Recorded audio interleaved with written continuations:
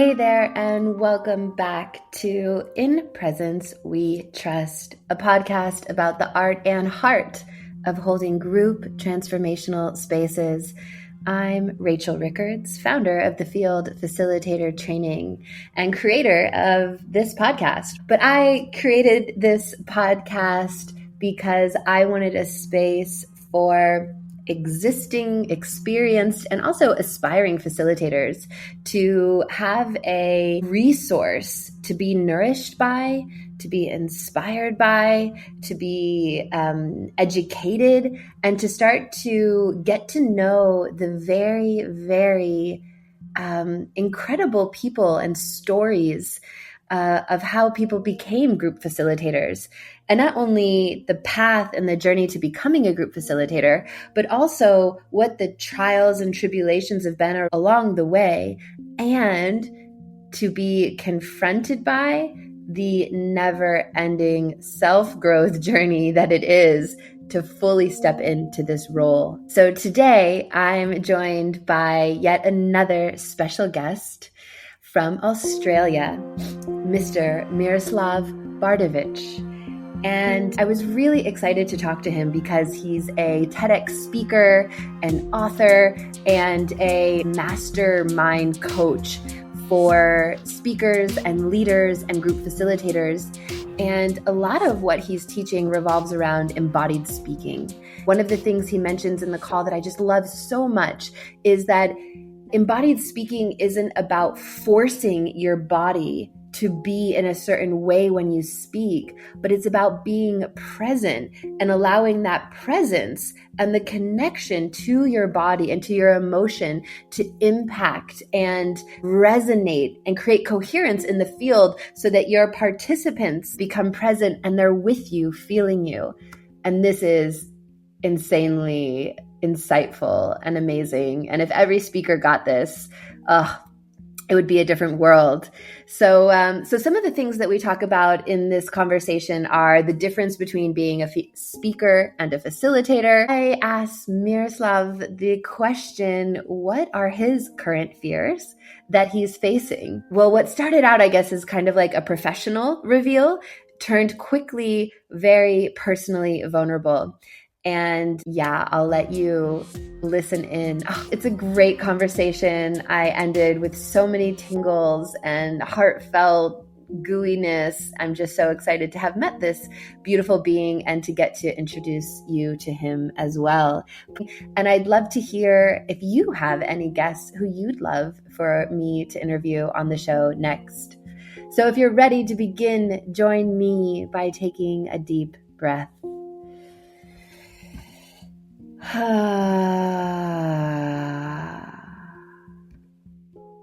right, welcome back to In Presence We Trust. Today I'm joined by Miroslav Bardovic, and you came very highly recommended through your beautiful wife, Victoria. You two are like a power couple in Australia doing all kinds of amazing things, I think both together and separately. But what I'm so excited to have you on today is to talk about I don't know, what would you call yourself? Like a public speaker coach or like expert, or how would you name that? Someone recently called me a master trainer, and a lot of my clients are other people that are training modalities, like they have their own modalities that they're delivering, they're already speaking. Some of them have been speaking for a lifetime. So I guess my specialty is really working with people that have already spent time on the stage and in front of people, either as speakers or facilitators.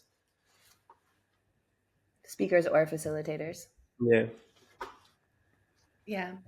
Okay. I want to dive into that in a minute. I'm like, should I go there first or? Yeah, let's start there, which is, okay, I would love to hear a little bit from you around the difference between when you're working with people who are doing public speaking and teaching versus when you're working with facilitators. Are they just the same exact skills and struggles, or are there different aspects to each that you recognize? That's a good question. I like how nuanced this is getting already. So it's different. I find Mhm. facilitators are usually, they have a degree of comfort being in front of people. And to go from facilitation to speaking means having your nervous system be comfortable of holding a lot more attention, because you can't pass the attention to the room. You have to be comfortable holding it. And for a lot of people that are in the facilitator realm only, like a lot of people can walk between these two spaces as well. And I do think that's the most powerful space, where you're not going into facilitation because of a discomfort with holding more of the attention, especially when the room needs you to hold more of the attention. So, with facilitators transitioning or wanting to go more into speaking, that's usually the most common thing I find. And there's usually that can be a feeling of paralysis. It's like, I just freak out. I don't know what to do. It feels like too much. I don't know how to talk about myself, etc. uh, with speakers, and especially people that have had, and I'm using the Dr.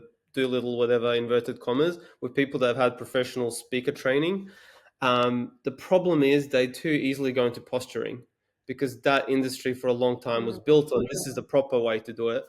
And you have a lot of people that have lost their authenticity to appear a certain way. So it's like, okay, let's come out of those habits so the audience can feel you and your presence can actually come through, which is what's going to create trust and connection and rapport and all the other things that are really valuable. mm. Beautiful. Yeah, I can recognize in myself so much of what you're saying. I was terrified of being on stage or being seen. My career started out in event production. I was like the behind the scenes. And when this I don't know, when this impulse arose that I needed to facilitate, I was like, no way, that's not where I'm at. But when I first started facilitating, I was mostly facilitating a practice called belly to belly, which is where people lay down and breathe and they face each other and no one's ever looking at me. And I Yeah. was so comfortable there. And as soon as any time there'd be a moment when the group or the audience was looking at me, I was like, oh, fuck, this is a totally different game. And I'm so uncomfortable here. Yeah. So I can really see in my facilitation that I was supported by like you said, people are looking at each other and I'm facilitating them having an experience that isn't necessarily about me. I'm kind of invisible. Mm. And now I'm at a new like stage of confronting the bigness of public speaking. Yeah, I get goosebumps when you say this, and me too. Like for me, it wasn't belly to belly. Yeah. I was terrified of being seen. I grew up with selective mutism. You know, in any kind of group setting outside of my most intimate friends and family, I wasn't speaking at all. And my first moment Mm, came with teaching meditation, which even though it was very uncomfortable to start with, like I could easily hide. You know, my eyes are closed, everyone else's eyes are totally. closed. It was like an easy introduction into, what was to come. And I'm curious, like, is that a space where is that a person that you're supporting a lot, that person who's making the transition from primarily being a group facilitator to moving into public speaking? No, not necessarily. I do find I do get a lot of Okay. those people, because people that have an interest in presence, self awareness, have usually done some kind of facilitation, even if it's just like, basic Mm, workshops. So that can be a starting point they've already got. And getting a foot in the door with facilitation is generally a bit easier than speaking, because it's a mm, lot easier to run mm, your own workshops than it is to, put people together to come and listen to you just talk. And no one really does that either. totally. It's like no one, it's like it takes more boldness to say, "Hey, come listen to me speak for 2 hours." It's like so. But I do also Yeah. get a lot of people early on in the journey that might just have business or self awareness or something, and they're like, "Okay, I know I need to do this speaking thing, and I've never done anything like Mm, this." But there's just a deeper sense inside of them that tackling and dismantling this will give them a lot of freedom in their life. Which, and it isn't even about I want mm. to be a speaker. It's just like I know I need to meet this. And what is this usually like? What does that look like, either in the people you work with, or what was this for you? What needed to be dismantled? So my fascination is mastery, and even after kind of approaching 2 decades now, I'm finding that dismantling still keeps happening, and it's my Mm, concepts of self and the way I'm protecting myself between the world. It's like, can I let people all the way in when I'm teaching, speaking, facilitating? Because that's where transmission, learning, trust happens so much more deeply than if I'm approaching it from a mental space of trying to broadcast something. Like, essentially, for me, there's a big fascination around transmission. And I find the more open we are as facilitators or speakers or any scope of that range, teachers, the more deeply that meeting can happen, the more presence emerges, because presence is a mutual experience, and the more embodied learning tends to take place, where it's like we don't even have to be fully cognitive of all the things that we receive from the interaction, but we just walk away receiving it. And if I was to put on that in different words, I would say we start absorbing the facilitators, speakers, teachers, like, let's just use all three of those words for the purpose of this. We start absorbing their relationship to whatever is being taught or spoken about. I don't know if I'm going Mm. way off where you wanted to point me No, with your asking. no, it's great. It's great because you're leading me to a piece, a connected piece. But I just want to make sure if there's anything else you want to say before I ask a new question. Uh, Go for it. There was something else, but I can't remember now. So this is where part of my fascination comes, because I like, maybe like I said or didn't, I'm definitely don't consider myself a public speaker, and maybe I am, but um, my resistance to going towards public speaking would be the assumption that it's like one directional. It's like Mm, me and I am giving you something from, it's like from me to you. My love of group facilitation is that it's two directional, and I'm both mm. giving, but I'm listening and I'm taking that information in, and then I'm doing something. We're in a dance together. But from what I hear you saying, that assumption is probably incorrect.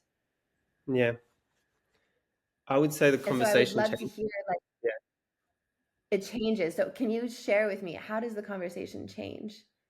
I would say it becomes a lot more subtle. It's still a dance with the audience, and you can feel the way an audience is responding to you when they're alive and engaged, compared to when you're just speaking at an audience and they're completely like not even with you. They're giving you, what in education would call perfunctory awareness. It looks like they're paying attention, but it's like it also feels like you're just speaking into a bottomless well and no one is actually receiving it.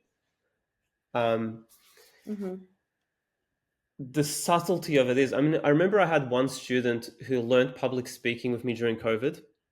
And then after COVID, she got on her first stage and she was like, "Oh my God, Miroslav, all that stuff you were saying was spot on." She's like, "I would ask them a question and it would be like a wave of emotion just moves through the room towards me." I'm like, "Yeah, because you're present and you're responsive and you're Mm-hmm. listening."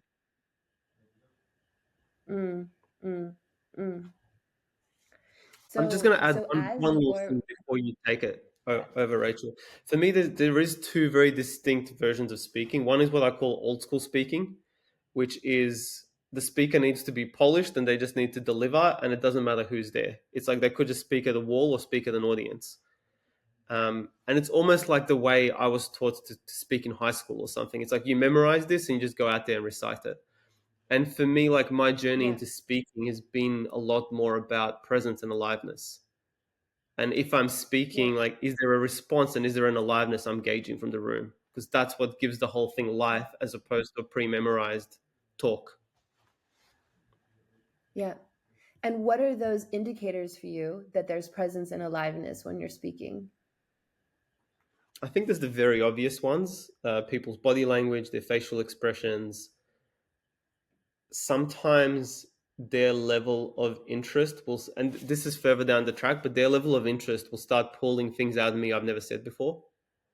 And it's just this fascination of like, wow, Mm, this room is hungry enough for it. And they're enough of a sponge to, I want to say, force me to verbalize things I haven't before, but force me in a good way. It's like I can only put this into words because mm, they're ready to receive it.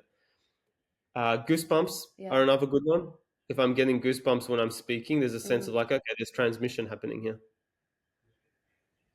mm, mm, mm. And then there's that moment when you sense that there isn't presence and aliveness. And I know for myself, there's like a competitive instinct, because it's like, oh no, I'm losing them. and there's all the stuff I have to face in my body at that awareness. And then simultaneously, there's the need to do something to re-engage. And I'm curious about that moment for you and like how you track it. What do you do with it? Yeah, I would just love to hear how that occurs for Yeah, you. I mean, I definitely feel that panic response button that happens in the body unconsciously. It's like, oh shit. And Mm, I mean, there's two very notable experiences that come to mind, and maybe a third one. So I remember one room I was speaking in where I just kind of volunteered to come and speak at this particular place. And I was the last speaker, and they weren't really ready for me.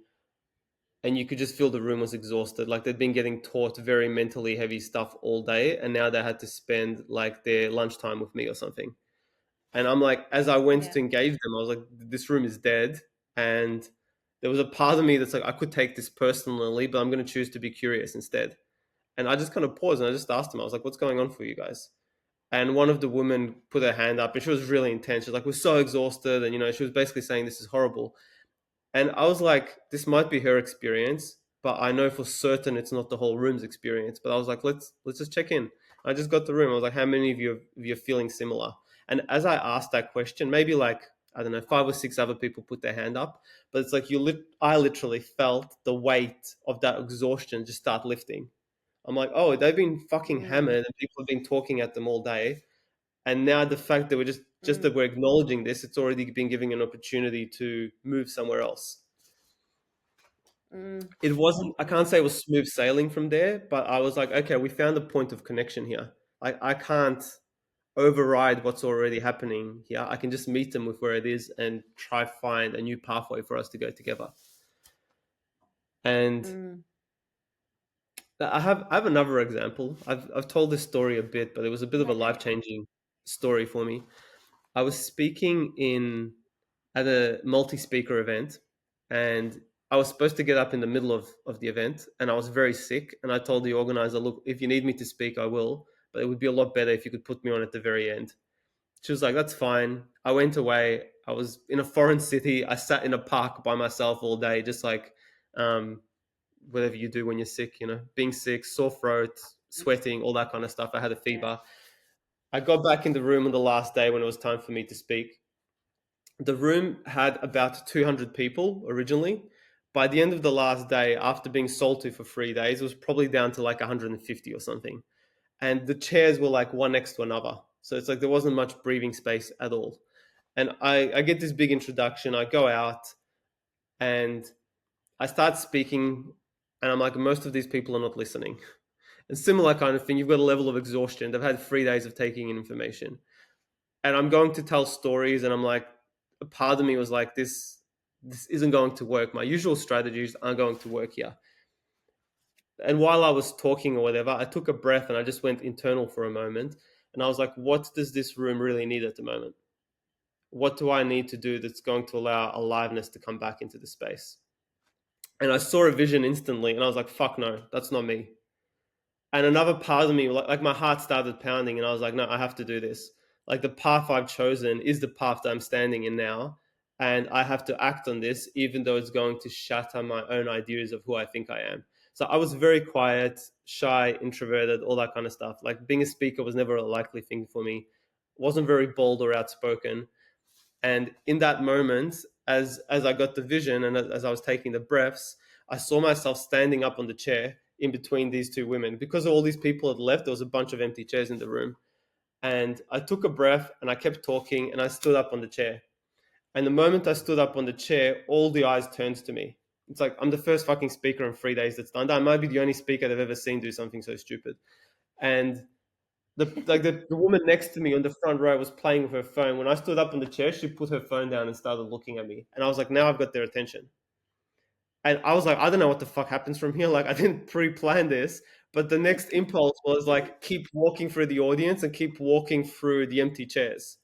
And I just kept allowing myself to keep talking. And now it's like even people in the back row were like, all right, we're fully present with whatever's happening. Like not I or them knew what was going to happen next. And it was a great talk by the end. Like at that stage of my career, it was one of the most successful talks I had. But it really took completely dropping every idea I had about the right way to do things or where I felt safe. And it's like, I'm going to risk everything to create connection with these people. Oh, it's fantastic. And that takes such an insane amount of both confidence, but also trust and courage to do that. And also like embodied awareness. Hmm. Like I would call that like, so from a somatic tracking perspective, you're feeling a movement impulse and saying yes to it. Yeah, And yeah, I'm completely. curious around how you define or speak to embodied speaking, how you invite speakers to are you inviting speakers to track their body, and what are they doing with the somatic awareness that they're in touch with? I mean, everything. So there's multiple layers of here, and it depends how deep you want to go. But one of the first things I'm always teaching speakers is to actually connect to and speak from the sensations in their body, because that's when you get instant engagement. It's Mm, like, all right, now what you're saying is live, not your analysis on something that happened a long time ago. And people just mm, perk up. So, yeah. and also the more somatic awareness they have, the more they can track what's happening in the room. And a lot of the time Mm, people ask me like, how do you be more present in the room? And I'm like, well, recognize the thing that's happening in your head is stopping you from being present. And it's not wrong or bad. It's like you're just in a layer of perception. And the moment you become aware of that perception, mm, you're in presence again. And often, like, what that gives me and what I invite mm. my students to notice is when you can pull yourself back from that immediate layer, you have a relationship to what's happening in the room. And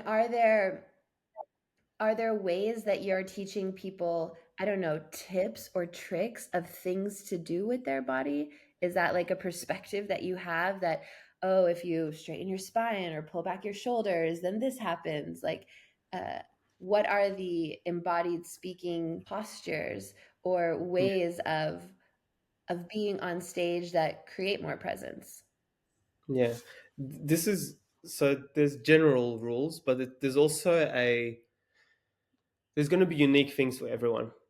So based on where we are, what I'm generally looking to do is to support a facilitator or speaker to feel more safe in the space. And I'm looking at where are they Mm, posturing to create safety and how do we create more authentic safety? Like how do we so if I say to someone lift your chin and they do that, I'm like, that's great, but it's just posturing. It's like you've just put armor here so you can feel safe lifting your chin, which isn't going to create connection. We need it to mm, be authentic. But mm, as a general tip, what I often say to people, and it's a lot easier to do this in a training environment. And if you're like, it's my first time in front of 100 people, like the system is already at capacity with that much information, so it's hard to introduce something new to it. But as a very simple step, whenever you walk onto a stage, your body is going to calibrate to where it feels safe. And if people are terrified of the stage, that's usually pretty far away from the audience. Like I've been in pitching rooms where it's mm, like people walk up and they literally have their back to the back wall. It's like their body's literally saying to us, "I'm trying to run away." And you will see, 10 people get up one after another and try and present from the back wall. But regardless of where it is, whether it's the back wall or a few meters in, I invite people to take a few breaths there and then just notice what happens if they take one step forward and breathe through that step, because you find what happens is you're going to let the audience in and you're also saying to them unconsciously, I'm willing to step in to brave vulnerability, to brave connection, to meet you in something real for this next 20, 30, 40 minutes, whatever. mm, mm, mm, mm. Yeah, there's something here around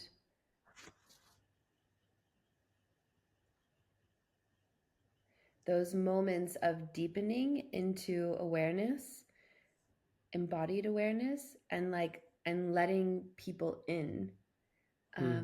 like letting the audience be in that with you, that exploration or that shaky territory. Um, I find for myself, the more kind of authentic and revealed I am in that, um, the more connection I find with my audience. Mm. And yet it's counterintuitive sometimes, because it's like, oh, I'm exposing my weak spot. I'm exposing like that part where I feel small or scared. And there's the thought that there's like, or potentially the thought that we lose trust or authority. Yeah. Um, and I'm curious for you about those like vulnerable reveals when speaking, and how you see them or move with them or activate them. Yeah. So a lot of the time when we say vulnerability, people think of it as a verbal thing, and they think of it as the thing they might do with their therapist. Sometimes vulnerable stories are a good thing to have on stage. Uh, but you really start recognizing, like you said, a vulnerable reveal can be how you hold your chest. It can be taking that step forwards towards the audience. Usually it feels scary and vulnerable. And I've sat there with times with people. I'm like, I'm going to invite you to take a step. How does that feel? And they're like, my heart is pounding and I'm terrified.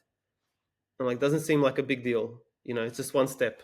But that one step means so much to the body and means so much to the nervous system, means so much for connection and trust. And if you're someone that's not accustomed to letting people in, it also means like some of your walls are going to have to come down. I was just reading that for trust to happen, we have to be willing to, I can't remember the exact words that we used, but basically the research was pointing at, we have to be willing to put something on the line. We have to Mm, risk a certain vulnerability for trust to happen on the back end. If there's nothing at risk, it's like mm, trust can't really develop. And mm. a lot of the time, like risking ourselves, risking parts of our identity or who we've been or the patterns we've played in is a pretty big thing to put on the line. Like you can feel when someone's being real with you compared to just going through the motions. And I think we're wired to yearn or crave or want to connect on that level. Yeah, on this topic, I'd love, well, a connected topic, I'd love to bridge from here. You have an amazing TEDx talk and around fear. And I'd love, maybe this is a great segue to talk about, to invite you to speak about meta fear and Mm. what meta fear is. Yeah. So for me, metaphor, what we're talking about here, embodied speaking, enlivened speaking, it all just kind of it's one continuum. But early on, as I mentioned, I grew up with selective mutism. I had a lot of social fear that showed up in all areas of my life. And at one point, I started discovering that if I lent into the fear with a background of presence that had been cultivated for a while in meditation, like if I started leaning into my fears, it was a lot like meditation. So the sensations were heightened and there was a lot more sensation running through my body. But I was like, if I'm not making this mean anything, I'm just in a moment that's full of heightened sensation. And often in those moments, I'd find myself being invited to express or say or do things I've never done before. And, Mm, there's one example I share in the TED talk, which was just telling my mother, thank you for giving birth to me. Like that for my system was a massive exposure of who I thought I was and a completely like paradigm shift in the way my mother and I were relating. But before that mm, moment, it was like terror to my system. And every part of my identity was like, no, we can't say that because mom and I can't exist in the same way if that's communicated. And I remember even after I said it to her, I got back in the car and it was like there was so much you could call it bliss or fear. Like at that point, labeling it isn't really useful, but it was just running through me. And I was like, I don't know what just happened, but this is one of the most rewarding moments of my life. And then I found whenever those opportunities presented themselves in life, and sometimes it was meaningful interactions with people I loved, and sometimes it was like just with complete strangers. It's like you just need to go and express this to this person. I guess I developed a muscle of trusting the impulse more than my own patterns or identity, which mm, as an extension, metafear is exactly what I've applied to the way I work with speakers and facilitators and teachers. It's like what's the edges you've been living inside of, and what happens if we start getting close to the edge of one of these, and you start expressing yourself, a part of yourself that hasn't been freely expressed. mm. Mm, Yeah, what I'd love to know from this is like this, it sounds like something you like, your relationship to fear is something that you've, let's say, mastered, or you've like come very close into close relationship and kind of mm, transformed this relationship. And so I'm curious like what the impact is on that in your life today. Like how does, mm, I don't even know how many years it's been since this TEDx talk or since you had this conversation with your mom. Like, what does that look like now down the road when fear arises? What happens inside of you? It's like this, and internally, it's like I'm placing myself on the earth. It's like, okay, I don't know what has to come through, but I'm going to let it come through. Mm, It's like being on my knees to grace. So internally, that's the mm, process. Externally, it's usually like I'm probably going to have to make myself more vulnerable than I've been comfortable with up until this point. And there's a sense mm, of service that comes with those words. And I just want to kind of paint the picture. I mean, that's kind of shown up everywhere. It's shown up in sales conversations and building my business. It's shown up in my relationship with Victoria. Like we often laugh about this now, but my first conversation with her was we were at a retreat and a few of us were sitting on the floor chatting, and she walked into the room and I felt my body tense up. And internally I was like, wow, I'm intimidated by this woman. And she kind of sat down next to us. She was like, hey, can I join you guys? I was like, yeah, cool. And as she sat there, I found my heart pounding and I was like, oh, this is fucking awkward. And I looked at her and I was like, internally, I was like, I don't really want to say this. And externally, I was like, I like the time between impulse and expressing it, I found it just helps if I don't resist that. And I looked at her and I was like, hey, I'm intimidated by you. And do you mind if I put my hand on your foot? Because her foot was next to me. And she looked back at me and she was like, yeah, look, I don't know about you, but all right, fine. Um, and there was no other interaction between us for the rest of the retreat, but it created enough of a connection where next time we saw each other, there was this sense of familiarity and it's like something to go from. So I would mm, say, to bring it back to your question, it's allowed me to open far more opportunity and possibility than if I didn't have this relationship with fear. And in fact, the stronger the fear is when it comes up, the more I respond to it with like, wow, this really wants my attention. I really need to lean into this. mm, mm, mm. Yeah, it's a guide instead of a resistance point. Exactly. Yeah, beautiful.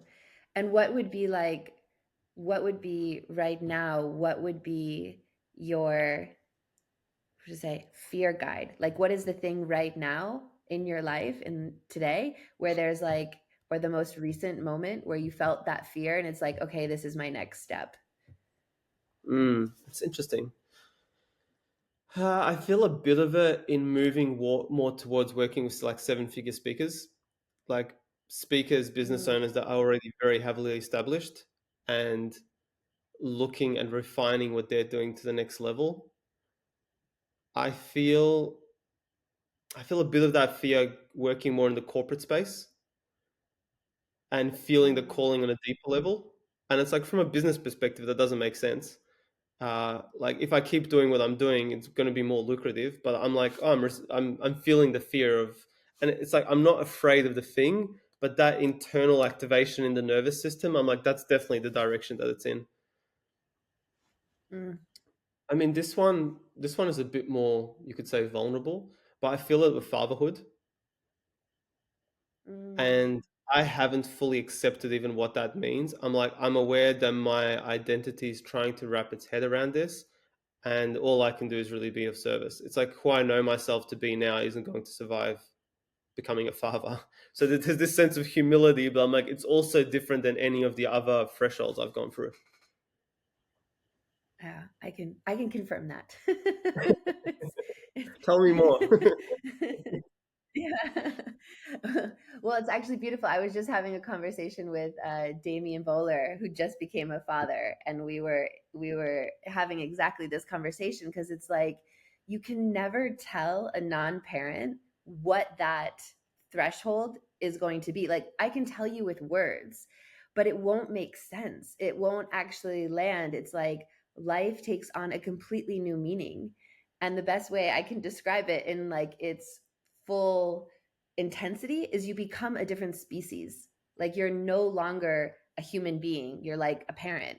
And it's just the way that you see the world is different. The things that matter are different. The people you want to be around are different. The way that you show up in life, your whole timeline changes because Mm. now it's not just like your soul or you and your partner's souls. It's like this soul changes the trajectory of your life forever. So Yeah. Well, it's like I can't even grasp in words to you what it's like, but it is you become a different species. That's the best way to describe it. You're no longer a human being species, you're parent. Yeah. no, I like it. I can feel like the layers of Yeah. softening as you're speaking about it. Mm. Oh, that's sweet. That's a good sign. I don't know. Have you read much Jed McKenna? Have I read what? Jed McKenna. Are you familiar with his writing? No. No, no. Okay. It doesn't matter. I don't recommend reading Jed McKenna. I mean, I personally love his books, but I'm like, it's like cyanide otherwise.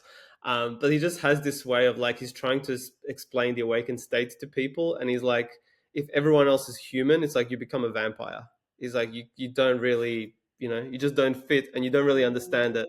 Just like humans and vampires don't Mm, understand each other. It's two completely different worlds. So I'm like, I like where you're totally. going with the. Yes, exactly. It's like before I became a parent, I didn't really understand parents. And then as soon as Mm, I became a parent, I just wanted to be around parents. Like now that I'm single even, I'm like, I don't know if I want to date anyone who's not a parent because they just yeah. don't get life the same way that I do now. It's like it's different. Yeah, I can understand that. I mean, my journey is a bit Yeah. earlier on in that I don't have a child yet, but in like having gone through the first trimester of the journey, and I'm like, we haven't made this public yet, but I'm sure by the time this is released, it will be public. So I feel safe about speaking this with you now. Um, Are you pregnant?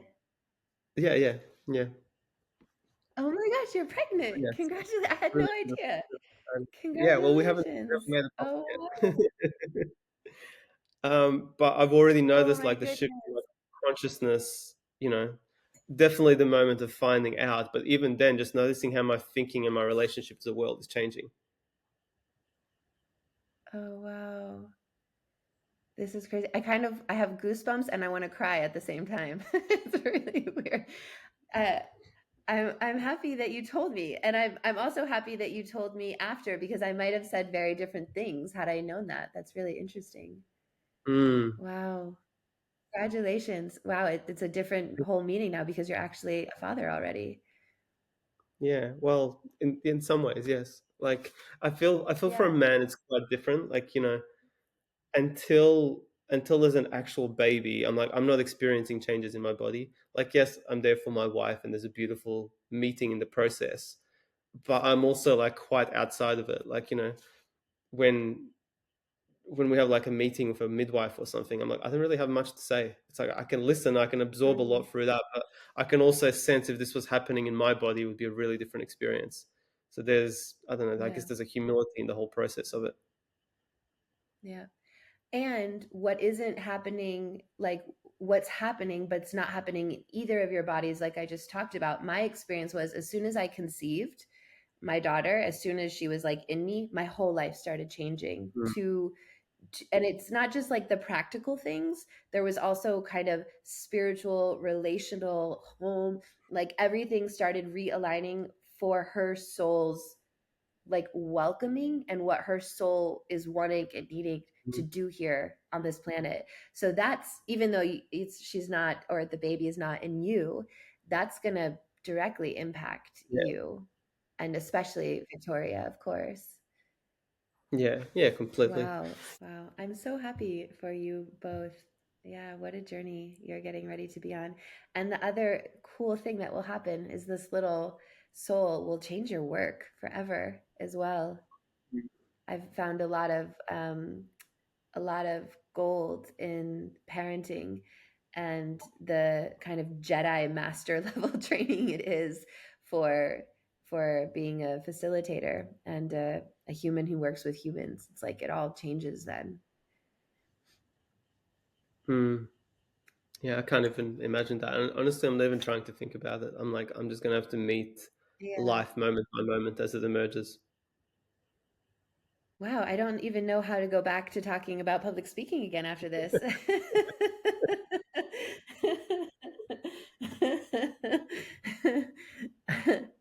Let me see. I Hmm. guess I don't know if we bring it back to present. What is alive?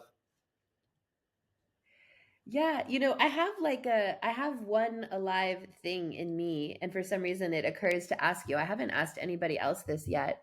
Um, but something I've noticed in myself is, as soon as I started facilitating a facilitator training and saying that I was going to teach people to facilitate, I became really um like there was a heightened awareness of like people are looking at what I'm doing and like judging it to see if I can teach it or how I'm doing it, or is that something that they would want to do.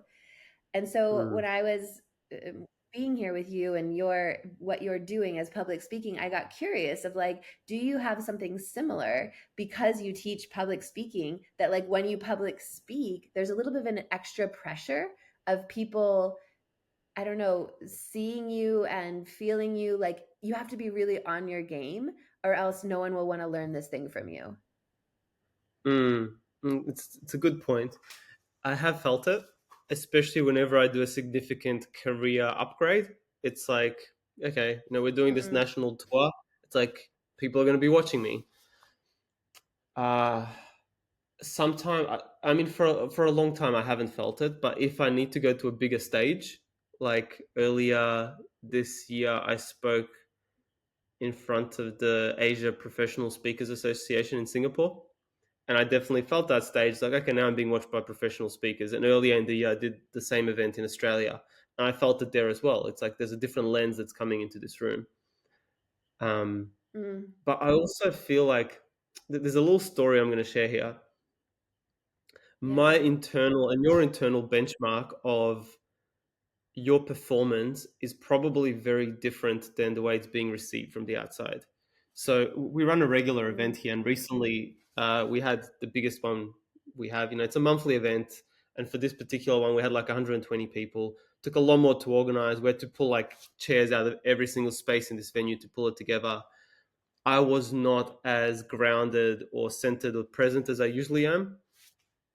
And after we finished, this woman contacted me and she was like, Miroslav, the way you held that space, she's like, I haven't seen anything like that before, and I'd like you to come and MC one of our events. And this is like 1,000 people, so really big opportunity. And internally, I'm like, this is madness. Like for me, on a level of like 0 to 10, where I typically perform, that was probably a 2 or a 3. But compared to what they're usually experiencing and the way they're used to people speaking, that to them was like 8 or a 9 because it stood out so much than what the norm is. And for me, there's this sense of mm, like when it comes to presence and awareness and the way we hold space, it's like what or who are we comparing ourselves to? mm.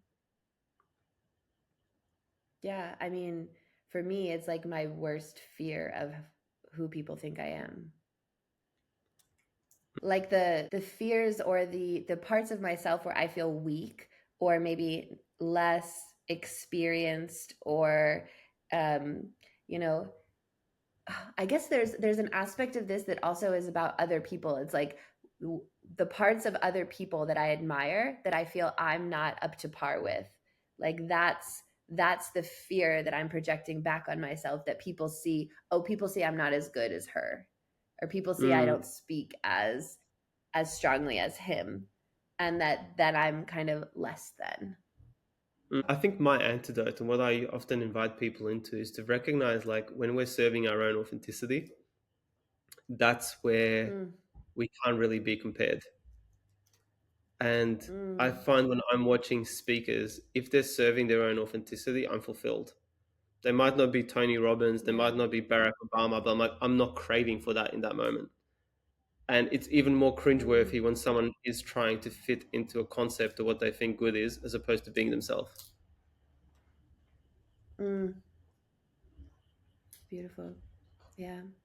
I mean, it's Mm. interesting because what I'm recognizing through speaking with you of what I did, like when I first, like what got me on stage was actually polyamory. That was like when I found out about polyamory, it changed my life.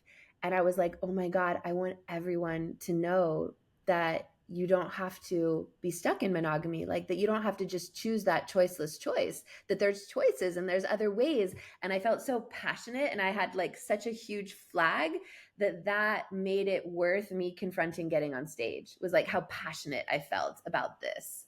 And it didn't matter in that way what people thought about me, because I just wanted everyone to know. So I think I Yeah, think that's what you're saying here, is like when you have a purpose and a mission and you're like in authentic truth with that, it doesn't even matter. completely. Yeah. And I think connecting to that is essentially the thing that's going to pull you through. I think that's massive. Like when people get to know Yeah. their why on a visceral level, it's like it is the spark for everything else. And I feel like after you get the initial breakthrough, I'm like, I don't know if I even feel that anymore. Now it just feels like chopping wood and carrying water. Like recently I was doing Yeah. mastery, which is my like senior level training. And before we started, I just said to the group, how do you guys want to introduce yourselves to each other? And a lot of them did know each other, but there was quite a few that didn't. And one of them was like, let's get up there, share our names, and speak to what's the hill we're prepared to die for. Like, what's that thing that you're willing to Mm, put your flag in the ground? I'm like, all right, you guys are intense. Let's do it. And I remember as they were getting up, I was thinking to this in myself, like, what is the hill that I'm prepared to die for? And one of them reframed it really nicely. They were like, I've already had an out of body experience, like a near death experience. And my question was, what am I willing to come back for? And that particular woman was like, I'm going to speak to that. And that mm, like touched another layer for me. I'm like, okay, what would I be willing to come back for? And for most of my life, I had this desire to want to make a stable income from my purpose work. Like that's all I really wanted most of my life. And the last 5 years have been actively that. I'm like the thing I dreamed about, I've had and I've lived, and I realized it still hasn't made me happy. It's made me more fulfilled. It's helped me touch more people and impact more people and support them to work through their fears in public speaking and being seen, improve their relationships. It's allowed me to be a lot more comfortable financially. But whatever I hoped that would resolve inside of me, it hasn't. And when I was reflecting on what would I come back for, I'm like, there's two things. One is to know the truth of myself. If I haven't discovered what it means to be fully and completely in touch with life and presence as an ongoing experience, like that would have me come back and be like, let's do this life thing again. I want to know the truth while I'm mm, alive. And the second one, and I was like, this is big. I was like, it's family. I'm like, I'd come back for my children. mhm, And even to feel that at that stage, I was like, wow, this is new to acknowledge this level of vulnerability with life. But whatever's mm, happened in the purpose, I'm like, that part of me feels expressed. And I know it's going to keep expressing and it's going to keep growing. The impact's going to keep growing. But this desire to feel like I stuck the flag in the ground, I'm like, after it was done, it just felt like, okay, I'm going to keep doing this. But mm. yeah, I can't even put it into words. It's like, um, it's like the significance piece was met or something like that. Mm, mm. Yeah, I'm just aware how different these questions are. Again, like coming back to this parenthood piece, it's like once becoming a parent, all of the answers to these questions change, and they change Mm. at a foundational, fundamental level. Um, yeah, like all of the answers to these questions for me now are about my daughter. They, that's like, it's what's worth living for and dying for at this point. It's like the love is so insane, and the biological pull, and um yeah, it's like, it's a whole nother level of purpose and belonging. And it's like why we live. I mean, I could say it's why we live. And before I had children, I was the same as you. I never wanted to have children. It was not one of my things in this life. And I can feel so sad for that part of me, because I'm like, wow, I would have missed out on such an important journey of what it means to actually be a human, and especially a woman, in that way. But it's a great motivator for why it's worth facing our fears and getting on stage or speaking or leaning in, is what would we live for or die for? Yeah. And I think it's almost like, sometimes I say to people, it's kind of dangerous to live your life in this way, because you realize you're willing to let go of control.